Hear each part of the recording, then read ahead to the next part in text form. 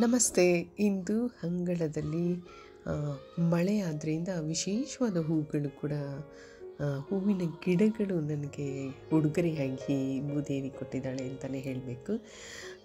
ಯಾಕೆಂದರೆ ನಾನು ನಿರೀಕ್ಷೆನೇ ಇರದ ಆ, ಒಂದು ಹೂವಿನ ಗಿಡ, ಅದು ಒಂದಲ್ಲ ಒಂದೇ ಬಗೆಯ ಹೂವು 3 ಗಿಡಗಳು ಬಂದಿವೆ.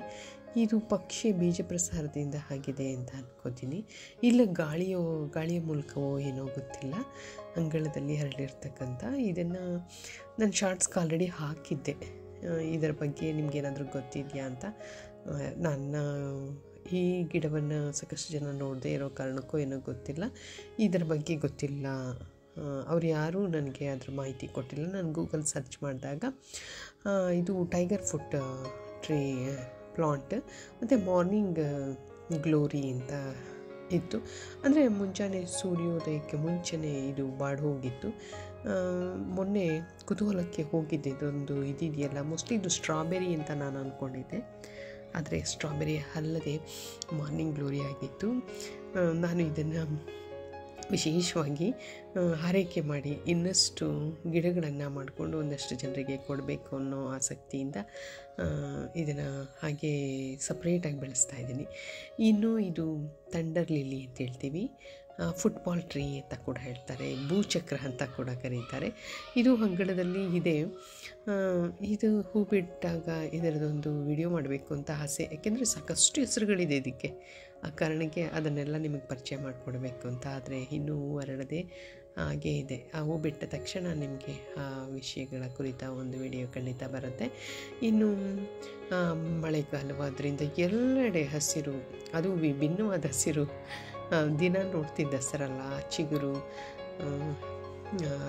ಬಾಲ್ಯ, ಯೌವನ, ಮುಪ್ಪು ಅನ್ನೋ ಥರ ಒಂದೊಂದು ಎಲೆಯೂ ಒಂದೊಂದು ಅರ್ಥವನ್ನು ಹೊಂದಿರತಕ್ಕಂಥ ಗಿಡಗಳನ್ನು ಕಾಣ್ಬೋದು. ಇದು ದಾಳಿಂಬೆ. ಈಗೆಲ್ಲೋ ಹೂ ಕೂಡ ಬಿಟ್ಟಿದೆ. ಅಂದರೆ ನಾನು ಒಂದಷ್ಟು ಆನಿಯನ್ದು ಸಿಪ್ಪೆಗಳನ್ನೆಲ್ಲ ಹಾಕಿದ್ದೆ. ಅದು ಬೇಗ ಹೂ ಬಿಡುವಂತಹ ಶಕ್ತಿಯನ್ನು ಗಿಡಕ್ಕೆ ಕೊಡುತ್ತೆ. ಹಾಗಾಗಿ ಇದು ಬಿಟ್ಟಿದೆಯೇನೋ ಗೊತ್ತಿಲ್ಲ. ಸಾಕಷ್ಟು ಆನಿಯನ್ ಸಿಪ್ಪೆಗಳನ್ನು ನಾನು ಚೀಲಗಟ್ಟಲೆ ತಂದಿದ್ದೆ. ನಾನು ಈರುಳ್ಳಿ ಕೈ ತೋಟಕ್ಕೆ ಹೋದಾಗ ಅವ್ರ ಬಳಿ ತೊಗೊಂಡು ಬಂದಿದ್ದೆ. ಅದನ್ನೆಲ್ಲ ಪಾಟ್ಗಳಿಗೂ ಹಾಕಿದ್ದೆ. ಹಂಗಾಗಿ ಎಲ್ಲೆಡೆ ಹೂವು ನನಗೆ. ಅಂದರೆ ಆರೈಕೆಯನ್ನು ಅಷ್ಟು ಮಾಡಿಲ್ಲ, ಸುಮ್ಮನೆ ಅದನ್ನು ಹಾಕಿದ್ದೀನಿ. ಮಳೆಗಾಲವಾದ್ದರಿಂದ ಅವೆಲ್ಲ ಚೇತರಿಕೆಯನ್ನು ಪಡ್ಕೊಂಡು ತಾನೇ ಹೂ ಬಿಡ್ತಿದೆ. ಇದು 3 ಸುತ್ತಿನ ಮಲ್ಲಿಗೆ. ಒಂದು ಪಟಲ ಮಾತ್ರ ಹರಳಿದೆ. ಅಂದರೆ ನಾನು ಹೇಳಿದೆ, ಅಂದರೆ ಹೆಚ್ಚು ಆರೈಕೆ ಮಾಡಿ ಗೊಬ್ಬರ ಹಾಕಿ 10 ಗಿಡಗಳನ್ನು ನೆಟ್ಟು ಬೊಗಸೆ ತುಂಬ ಹೂ ಪಡಿಬೋದು. ಆದರೆ ಒಂದಷ್ಟು ಸಣ್ಣ ಸಣ್ಣ ಖುಷಿ ಮಾತ್ರ ನಾವು ಪಾಟ್ನಲ್ಲಿ ಬಿಟ್ಟ ಹೂಗಳನ್ನು ಪಡೀಲಿಕ್ಕೆ ಸಾಧ್ಯ ಅನ್ನೋ ಒಂದು ಅನುಭವ ನನಗಾಗಿದೆ. ಅಂದರೆ ಪಾಟಲ್ಲಿ ಹಾಕ್ತೀವಿ ಅಂದರೆ ಅಷ್ಟು ಮಾತ್ರ. ಕೆಲವೊಂದು ಈ ದಾಸವಾಳಗಳೆಲ್ಲ ನಿರೀಕ್ಷೆಗೆ ಮೀರಿದ ಹೂಗಳನ್ನು ಕೊಡುತ್ತವೆ. ಆದರೆ ಭೂಮಿಗೆ ಹಾಕಿದರೆ ಮಾತ್ರ ನಿನಗೆ ಸಾಕು ಅಷ್ಟು ಹೂ ಕೊಡುತ್ತೆ. ಪಾಟಲ್ಲಿ ಮಾತ್ರ ನಾವು ಅಷ್ಟರಲ್ಲೇ ತೃಪ್ತಿ ಪಡಬೇಕು, ಅಷ್ಟು ಮಾತ್ರ ಹೂ ಬಿಡುತ್ತೆ. ತುಂಬ ಖುಷಿಯಾಯಿತು. ನಾನು ಇದನ್ನು ಜಾನ್ವರಿ ತಂದಿದ್ದೆ. ಒಂದಷ್ಟು ಗೊಬ್ಬರಗಳನ್ನು ಆರೈಕೆ ಮಾಡಿದ್ದೆ. ಅಂದರೆ 15 ದಿನಕ್ಕೊಮ್ಮೆ ಆರೈಕೆ ಮಾಡಬೇಕು, ನಾನು ಮಾಡಲಿಕ್ಕೆ ಆಗ್ತಾಯಿಲ್ಲ. ಇನ್ನು ರೈನ್ ಲಿಲ್ಲಿ, ಇದ್ರ ಜೊತೆಗೆ ಯೆಲ್ಲೋ ಕಲರ್ ಕೂಡ ಸೇರಿಕೊಳ್ಳೋದ್ರಿಂದ ಈ ಹೂಗಳು ವಿಭಿನ್ನವಾಗಿ, ಅಂದರೆ ಅಲ್ಲಲ್ಲೇ ಒಂದು ರೀತಿ ಮರ್ಜ್ ಆದ ಹಾಗಾಗಿ ಒಂದು ರೀತಿ ವಿಭಿನ್ನವಾದ ಹೂಗಳನ್ನು ಕೊಡುತ್ತವೆ. ನಾನು ಇದನ್ನು ಪಾಟ್ನ ಚೇಂಜ್ ಮಾಡಬೇಕು ಅಂತ ಅನ್ಕೋತಿದ್ದೆ. ಅಷ್ಟರೊಳಗೆ ಮಳೆ ಬಂತು. ಮತ್ತು ಈ ವರ್ಷ ಬೇಗ ಆಯಿತು ಅಂತ ಅನ್ನಿಸ್ತಿದೆ ನನಗೆ. ಆಗಲೇ ಜೂನ್ ಬಂದುಬಿಡ್ತು. ನೋಡಿ ಎಷ್ಟು ಚೆಂದ ಇದೆ. ಇದಕ್ಕೆ ಕೆಂಪು ಲಿಲ್ಲಿ ಮರ್ಚಾಗಿದೆ. ಆ ಕಾರಣಕ್ಕೆ ಒಂದು ಹೂವು ಕೆಂಪು ಹೋಲುವಂತಹ, ಬಿಳಿಗೆ ಕೆಂಪು ಒಂದಷ್ಟು ಲಕ್ಷಣಗಳನ್ನು ಕಂಡೆ. ನನ್ನ ಮಗ ತನ್ನ ಕ್ಯಾಮ್ರಾದಲ್ಲಿ ಶೂಟ್ ಮಾಡಿದ್ದ, ಅದಂತೂ ತುಂಬ ಚೆಂದ ಇತ್ತು. ಹಾಗಾಗಿ ನಾನು ಕೂಡ ವಿಡಿಯೋ ಮಾಡ್ಕೊಳ್ಳೋಣ ಅಂತ ಓಡೋಡಿ ಬಂದೆ. ಈ ವಿಚಾರ ನೋಡಿ ತುಂಬ ಖುಷಿ ಆಯಿತು ನನಗೆ. ಇನ್ನು ಮಳೆಗೆ ಬರ್ತಕ್ಕಂಥ ಅಣಬೆಗಳು, ಮಾನ್ಸೂನ್ ಅಣಬೆಗಳು ಅಂತ ಹೇಳ್ತಾರೆ. ಈ ಥರದ ಕೆಲವೊಂದು ಬಿಳಿ ಅಣಬೆಗಳನ್ನು ಅಡುಗೆಗೂ ಕೂಡ ಬಳಸೋದಿದೆ. ಇವುಗಳೆಲ್ಲ ಕೆಲವೊಂದು ವಿಷಕಾರಿ ಅಣಬೆಗಳು ಇವೆ. ನೋಡಿ, ಇದು ತುಂಬ ಖುಷಿ ಆಯಿತು ನನಗೆ ಈ ಅಣಬೆಗಳನ್ನು ನೋಡಿ. ಇನ್ನು ಉಮ್ಮತ್ತ, ದತ್ತೂರ, ಮದನಕಾಮೇಶ್ವರಿ, ಶಿವಶೇಖರ ಅಂತ ಕರೀತಕ್ಕಂಥ ಈ ಹೂ ಕೂಡ ನಾನು ಆಕಾಶ ಮಲ್ಲಿಗೆಯ ಹೂವನ್ನು ಅರಸಿ ಹೋಗುವ ಸಂದರ್ಭದಲ್ಲಿ ಸಿಕ್ಕಂಥ ಹೂಗಳು. ಮಳೆಗಾಲದಲ್ಲಿ ಹರಡಿ ನಗ್ತಕ್ಕಂತಹ ಇವುಗಳನ್ನು ನೋಡೋದೇ ಒಂದು ಖುಷಿ ಅನ್ನಿಸ್ತು ನನಗೆ. ಅಲ್ಲೇ ಪಕ್ಕದಲ್ಲೇ ಕೂಡ ಇವೆಲ್ಲ ಕಾಡು ಕುಸುಮಗಳು, ಗಡಿಯಾರದ ಹೂ, ಕೃಷ್ಣಕಮಲ ಅಂತ ಕೂಡ ಕರೀತಾರೆ. ಮತ್ತು ನಾನು ಈ ಪ್ರದೇಶಕ್ಕೆ ಆಗಾಗ ಬರ್ತಾ ಇದ್ದೆ, ಕೆಲವೊಂದು ಕಾರಣಗಳಿಂದ ಬಂದಿರಲಿಲ್ಲ. ಆಗ ಇಲ್ಲೆಲ್ಲ ದಟ್ಟವಾದ ಗಿಡಮರಗಳಿದ್ವು ನೋಡಿ. ಅವುಗಳನ್ನೆಲ್ಲ ಕತ್ತರಿಸಿ ಬುಡ ಸಮೇತ ತೆಗೆದು ಪಕ್ಕಕ್ಕಿಟ್ಟಿದ್ದಾರೆ.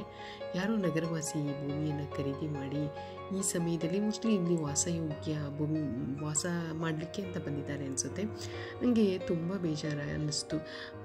ಪ್ರಾಕೃತಿಕವಾಗಿರ್ತಕ್ಕಂಥ ಗಿಡಮರಗಳನ್ನೆಲ್ಲ ಕತ್ತರಿಸಿ ತಮಗೆ ಬೇಕಾದಂಥ ಗಿಡಗಳನ್ನು ಹಾಕ್ಕೊಳ್ಳಿಕ್ಕೆ ಈ ಗಿಡಗಳನ್ನೆಲ್ಲ ಬುಡ ಸಮೇತ ತೆಗೆದಿರೋದು ನೋಡಿ ತುಂಬ ಬೇಜಾರಾಯಿತು. ನೋಡಿ, ತೆಂಗೇನೋ ಹಾಕ್ಕೊಂಡಿದ್ದಾರೆ, ಜೊತೆಗೆ ಇನ್ನಷ್ಟು ಅವರಿಗೆ ಬೆಲೆ ಬಾಳುವಂತಹ ಗಿಡಮರಗಳನ್ನು ಹಾಕ್ಕೊಂಡು ಅದನ್ನು ಲಾಭದಾಯಕವಾಗಿ ಮಾಡ್ಕೋಬೇಕು ಅನ್ನೋದು ಅವರ ಉದ್ದೇಶ ಆಗಿರ್ಬೋದು.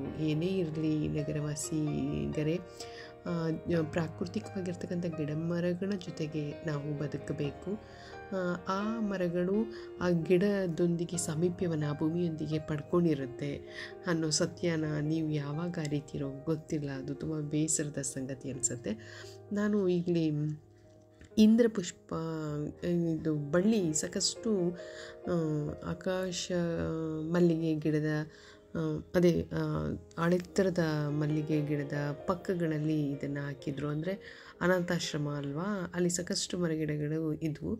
ಅಲ್ಲಿ ಇದು ಇಂದ್ರಪುಷ್ಪ ಕೂಡ ಇತ್ತು. ನನಗೆ ಅದರ ಪುಟ್ಟ ಗಿಡ ಎಲ್ಲೂ ಕಾಣಲಿಲ್ಲ. ದೊಡ್ಡ ಗಿಡ ಆದರೆ ಅಲ್ಲೆಲ್ಲ ನಾನು ಆದ ತಕ್ಷಣ ಬೇಗ ಹೂ ಬಿಡುತ್ತೆ ಅಂತೇಳಿ ಅದು ತಗೊಂಡು ಬಂದಿದ್ದೀನಿ. ಮತ್ತು ಎಕ್ಸೋರ ಕೂಡ ಇತ್ತು.